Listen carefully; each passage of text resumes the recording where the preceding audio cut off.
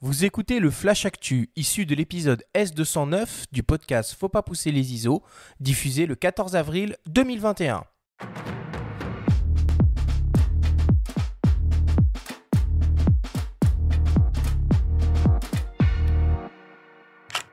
Cette semaine, dans le Flash Actu, Canon lance 3 optiques et annonce un nouveau boîtier pro. DxO propose une version allégée et simplifiée de son logiciel Photolab et Samyang lance un objectif grand angle lumineux pour hybride Sony. Le Flash Actu vous est présenté par Fox.fr, le nouveau site des spécialistes de l'image. Voilà le premier grand lancement de Canon pour cette année 2021. Le constructeur lance 3 nouveaux objectifs en monture RF pour son système hybride 24-36 mm et annonce le développement d'un nouveau boîtier professionnel, l'EOS R3.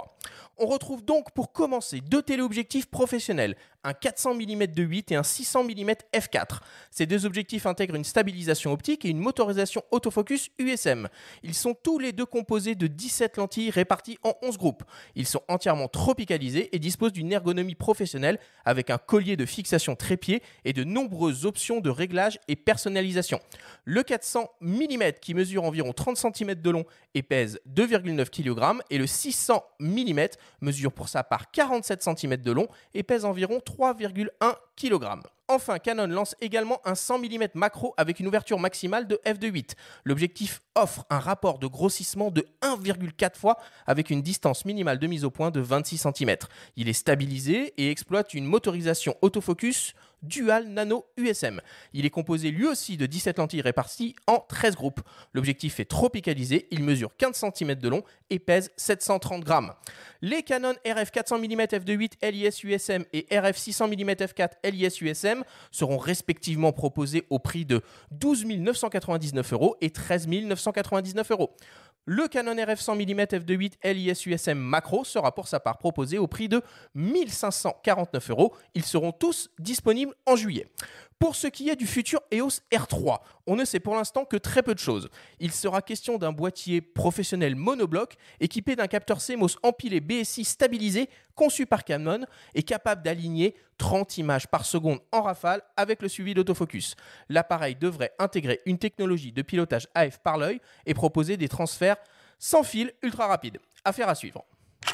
DxO lance une version allégée et simplifiée de son célèbre logiciel de développement DxO Photolab, intégrant toutes leurs dernières technologies comme la réduction automatique de bruit basée sur l'intelligence artificielle Deep Prime et la correction de défauts d'objectifs, distorsion, vignettage, aberration chromatique, manque de piqué, grâce à leur module optique réalisé sur mesure. DxO Pure Raw se présente comme une application standalone ultra simple à utiliser. Il suffit de choisir le ou les fichiers à traiter et le niveau de correction de bruit. C'est tout. Le logiciel se veut une étape préalable à la post-production d'images à réaliser avant d'utiliser des logiciels comme Lightroom ou Photoshop. DxO Pure Raw est proposé au prix de 129 €. Une offre de lancement est disponible au prix de 89,99 € ainsi qu'une version d'essai de 30 jours. Et enfin, pour terminer, Samyang, le constructeur d'optique sud-coréen, continue de développer sa gamme d'objectifs compatibles avec les hybrides Sony 24-36 mm en monture E. Il lance donc une focale fixe grand angle de 24 mm très lumineuse avec une ouverture maximale de f1.8. La formule optique est composée de 11 lentilles réparties en 8 groupes avec 2 verres asphériques. L'objectif offre une distance minimale de mise au point de 19 cm et utilise un diaphragme circulaire à 9 lamelles. Il est compact avec environ 7 cm de long et léger avec un poids de 270 grammes. Il est protégé contre les intempéries et la poussière. Il propose un bouton programmable associé à un commutateur et un mode personnalisable avec témoin LED pour mettre automatiquement la mise au point sur l'infini. Le Samyang 24 mm f1.8 FE est proposé au prix de 499 €.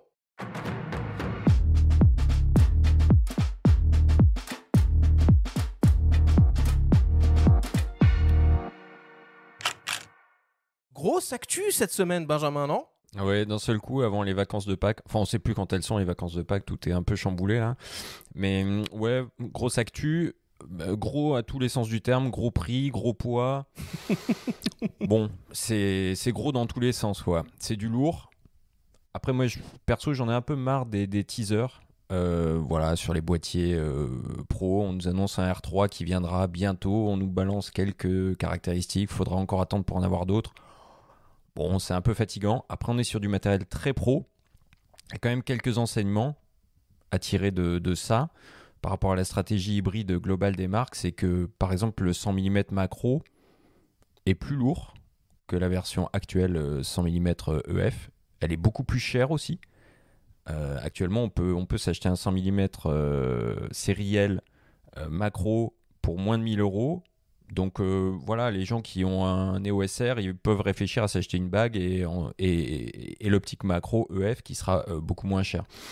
Et concernant les téléobjectifs, on s'adresse là, alors là à la crème de la crème, mais qui va mettre 14 000 € en ce moment dans une optique. Il y a les agences qui vont essayer tout ça au JO Tokyo si les JO ont lieu. Le reste, bon, c'est de la vitrine, c'est de la vitrine. Frédéric, toi, DxO qui propose une version light de son Dero Teaser, ça te parle quelque chose comme ça ou pas? Tu utilises quoi comme logiciel pour traiter tes images? Moi, je suis sur Lightroom. Pour moi, ce qui est intéressant, en fait, c'est surtout d'avoir la partie mobile. Comme tu le disais, moi, je suis souvent sur Paris. Je bosse beaucoup, en fait, dans les transports, dans la rue, quand j'ai fini mon shooting. Donc, j'ai pas forcément le temps derrière d'aller directement sur mon ordi. J'ai pas forcément envie non plus. Donc, c'est pas forcément des choses que j'utilise parce que je dois être mobile et rapide avant tout. Jean-Baptiste, qu'est-ce que ça t'inspire, toutes ces actualités? Bah, pas grand-chose à vrai dire. Moi, je travaille sur Photoshop uniquement. Donc, je rentre chez moi, je fais mon Photoshop et voilà quoi. Donc, en plus, je suis pas Canon, je suis plutôt Nikon. Donc, voilà, ça m'inspire pas Donc toi, grand-chose. c'est le Z9 que tu attends et pas Non. l'EOS R3. Je l'attends pas en plus parce Non qu'il plus. va être lourd et justement l'arrivée de l'hybride, pour moi, le Z, ça m'a permis d'être plus léger et ça n'a pas de prix pour moi d'être plus léger. Donc, non, j'attends rien, j'ai exactement tout ce qu'il me faut à la maison. Toi, Bernard, tu suis de près l'actualité un petit peu matos. Tu utilises quoi pour ta part? Oui, forcément. Bon, moi, je suis Nikon aussi, Fuji. Alors, Nikon, c'est quand je fais pas de la photo de rue. Fuji, c'est quand je fais de la photo de rue et inversement. C'est-à-dire, en fait, j'accorde pas une très grande importance au matériel du moment qu'il est de qualité. Et quant aux focales, je les prends toutes. Je suis preneur de tout, moi. Alors moi, j'ai repéré aussi d'autres petites choses. La société Cactus, qui a priori ferme définitivement ses portes. Ouais. Alors cette boîte, elle proposait des flashs. C'était une boîte qui faisait de l'éclairage. Elle proposait du flash Cobra. Elle était en train de s'intéresser à du flash monobloc. C'était des super produits, pas trop chers. Et moi, j'aimais beaucoup. À un moment, il y avait une grande mode du strobisme en photo. Et c'est vrai que les produits Cactus, ils étaient top pour ça. Ils avaient des super transmetteurs sans fil pour les flashs qui fonctionnaient avec tous les modèles. Bon, voilà. A priori, cette boîte ferme ses portes. Et alors, j'ai vu passer aussi que Sony a sorti un peu en loose day des nouvelles versions de ses A7R3 et A7R4. T'as suivi ça, Benjamin? En fait, ce sont des modèles qui vont être discontinués et remplacés. Je viens d'avoir l'info, juste avant l'enregistrement de l'émission par Sony France. Donc, ils vont être remplacés par des modèles équivalents avec des écrans plus définis. On passe de 1,44 million de pixels à 2,36 millions de pixels pour ces deux produits-là. Et ça ne concerne que ces produits-là pour l'instant. Donc, c'est-à-dire que des appareils comme le Sony Alpha 1 ou Alpha 7S3 qui coûtent facilement le double de ces boîtiers-là ont des écrans, eux, moins définis et ne sont pas concernés. Donc, pour quelles raisons ils ont fait ça? Pas de réponse. Et est-ce que ces deux autres produits vont être concernés? Pour l'instant, pas de réponse non plus. Donc, on parlait récemment des mises à jour de firmware. Là, maintenant, on a des mises à jour d'écran. C'est particulier. Bon, pour les gens qui veulent de la discrétion, il y a le logo qui disparaît sur l'écran, mieux défini. C'est une bonne chose. Après, c'est quand même... Là, c'est plus que mineur comme évolution.